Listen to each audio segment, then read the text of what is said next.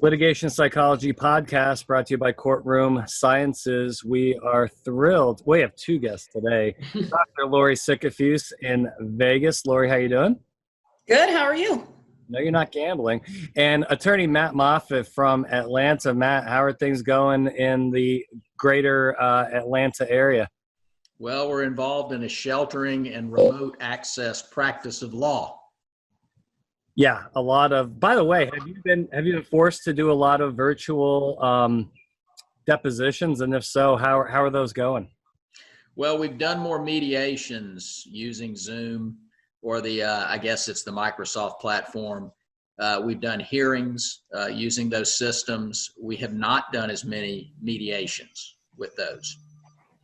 Yeah, I can imagine it could be a headache. It's got to be different because that human factor is not there. But we've been doing a lot of virtual witness trainings. Those have been very successful. And I think they're probably going to continue to go forward until things get better from a public health standpoint. Right.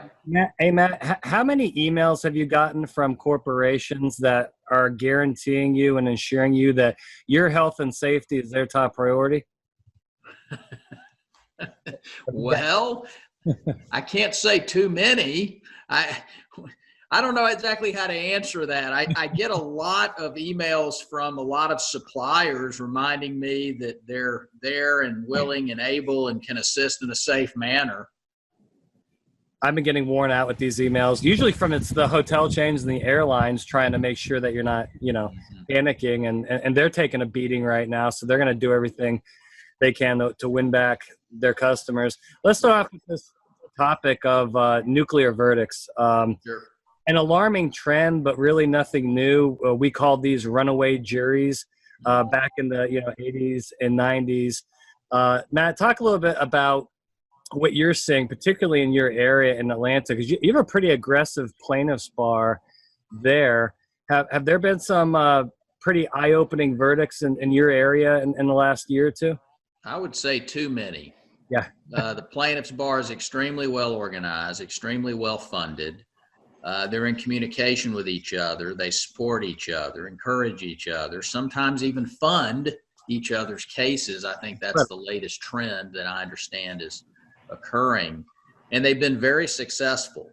So we have to ask ourselves, why is that? What's going on with respect to evaluation of cases or getting cases properly prepared to give the best defensive presentation for the best outcome at trial? Something's going on. Why are these cases not resolving for reasonable amounts of money and we're seeing nuclear verdicts? That's the question.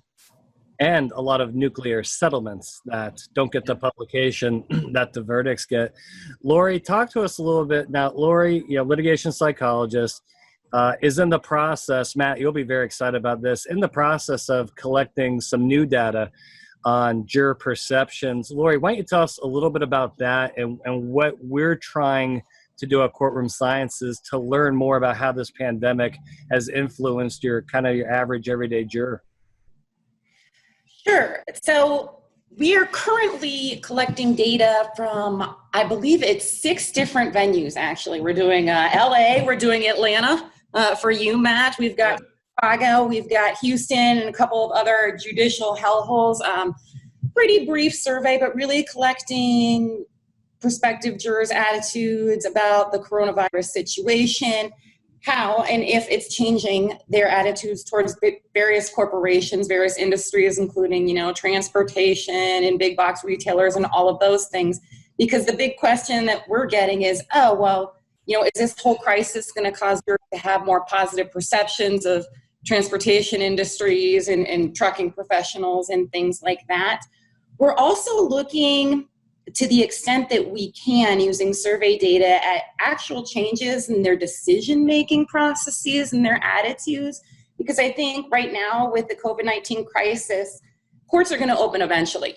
It could be a month, it could be 2 months, it could be 3 months, but, at that time, this whole crisis isn't going to be gone. It's not going to go away. Jurors are still going to be in state of stress. They're still going to be in a state of uncertainty.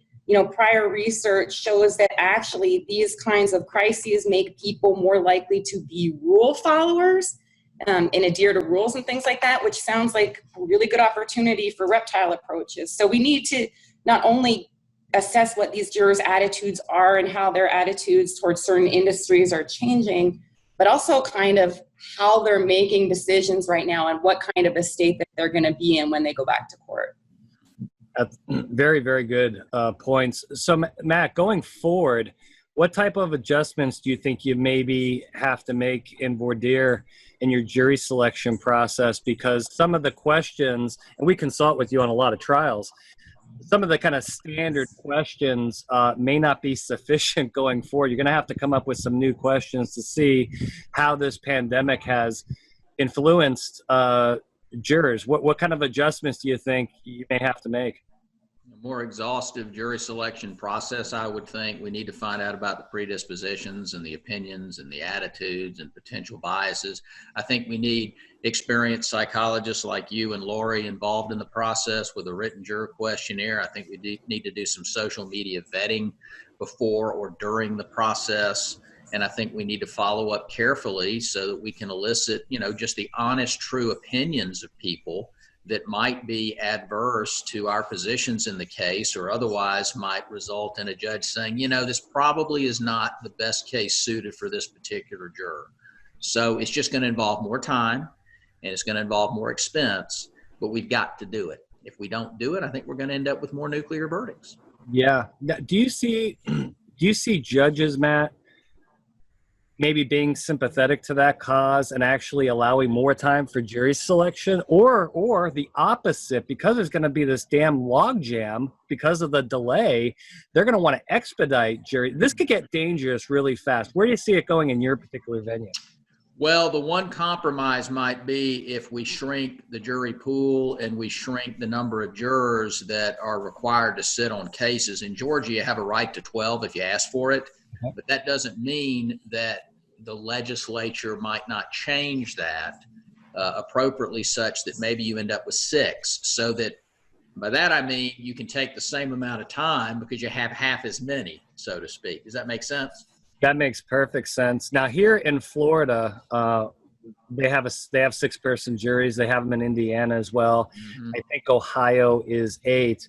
Lorie, from a litigation psychology perspective, what's the pros and the cons of having 12 versus 6, and how do you see that, particularly from a jury selection strategy? Is that a good or a bad thing, particularly if some states have to temporarily go to a 6 or an 8-person system? I typically say more is better because you have a less chance of polarization, but it's really going to depend. It's going to depend on what side you're on. It's going to depend on the case. It's going to depend on whether there's a requirement that the jury is unanimous. And that's something that we really need to evaluate on a case-by-case basis. Well, changes are coming, and I think it's probably going to be venue by venue, and we'll just have to stay tuned and see who gets it right, see who gets it wrong. Now, Matt, you and I have done countless publications, CLEs, webinars, speeches on the plaintiff reptile theory. What are the updates on your, because I know it's always, well, it was born in Atlanta, right? Yeah. It's still very active up there and nationally. Have you seen, do you think maybe COVID-19 makes that movement even stronger going forward? Do you think they're going to get even more aggressive as court systems start to open up? I think it depends on the defendant. I mean, if the defendant is in the emergency response or healthcare field or industry, maybe reptile will not be as effective, perhaps. Mm-hmm. Otherwise, I think what Lorie was saying before is true. People who are safety conscious are more activated to be more safety conscious in light of safety considerations that we're now all concerned with in light of this COVID-19. So I don't see reptile going away. It's been very effective by the plaintiffs. It's extremely effective if you haven't properly prepared your 30B6 representative or your safety director, for example, for these loaded up questions that are really more form over substance, and they're designed to elicit sound bites. So I think they're appropriate professional ways to deal with reptile, but it takes time, it takes contemplation, It takes assistance with witness preparation and education. And I don't see enough of that right now, frankly. We need more of that. Have your clients like figured it out that they're going to have to be more aggressive earlier in cases to really truly protect themselves and defend themselves? Or do you still see a certain proportion of clients that just, they don't want to put in the prep time or the financial investment into doing things like focus groups and mock trials? We do a lot with you. Have you been getting much putback, or do you see clients maybe becoming more open-minded in this regard? Well, I see two things, one good, one not so good. In the cases that I seem to be handling now, they're more higher risk type of cases, bigger exposure type of cases, and the decision makers, the ones that are going to be paying the money, so to speak, are much more open to putting in the work and investing in the case for the best possible resolution or outcome. All right, I'm seeing that, and that's good. The challenge is now, well, somebody over here can do it for a whole lot less. And what I don't see appreciation for is the fact that somebody over here doing it for a whole lot less is not as qualified and not doing it in a satisfactory manner to make it worthwhile or yield the reliable results. So that's good and that's bad. Yeah, Lorie, since Lorie has a PhD in psychology, can you talk about, Lorie, about research methodology and about how it's such a garbage in, garbage out system, and when you start cutting corners, how that can maybe give you some misleading results and then poor decision making on the file later on? Yeah, absolutely. And you know, when individuals want to go with the cheaper option, they're going to get what they pay for, right? And that's part of the reason why you're seeing some of these nuclear verdicts, because they're getting predictive and reliable results, or even nuclear settlements, right? Because they're doing this junk research and they're getting false predictions and assessments of what the case is actually worth. With these mock trials, you do need somebody who's rigorously trained in research methodology, that's a PhD in one of the social sciences. Your recruitment methods for jurors are going to matter. These individuals are the ones that know how to ask survey questions, how to sample things, how to design research appropriately, and how to analyze it appropriately. If you don't have a strong background in research and methodology, you're just not going to be able to do it. So that's super important. Something's cheaper, you just threw away your money, on junk research. So, I mean, that's more of a waste of money to me than actually paying for the right kind of professionals to give results. I totally agree. I think that's where some of the clients struggle, Matt. It's not the, should I do the jury research or not? It's the buyer beware. They don't know how to choose between vendors. It's great when they let you pick or they let you vet the vendors, but if they're going to put cost over quality, doesn't that put you in a pretty bad position as trial counsel if you know you're getting garbage? Because then more or less it's me being the one to give them the results, and I'm not the PhD psychologist. If they don't give me somebody qualified that conducts a reliable experiment to yield reliable results, then it's basically just your lawyer, providing the conclusions when your lawyer's not as qualified as Lorie, a PhD psychologist, is to give us those conclusions. So it's challenging for the lawyer. It really doesn't do me much good. Very good point. Final question, then we'll wrap up. And this is probably the most important question we have. Well, actually, two questions, Matt. A, is there going to be a college football season? And B, can Georgia please, they need to win it all here, because you've been through a lot of pain here. And my Tar Heels are in a rebuilding format. Well, that's a whole different discussion. But what do you see? Are you hearing anything from the Alumni Association? Because what would the Southeast do without SEC football? I mean, my family wants to kill me right now, and then maybe I want to kill them too, because we're all making each other crazy. If I had some college football I knew was coming up, I think I may be a little bit less stressed out.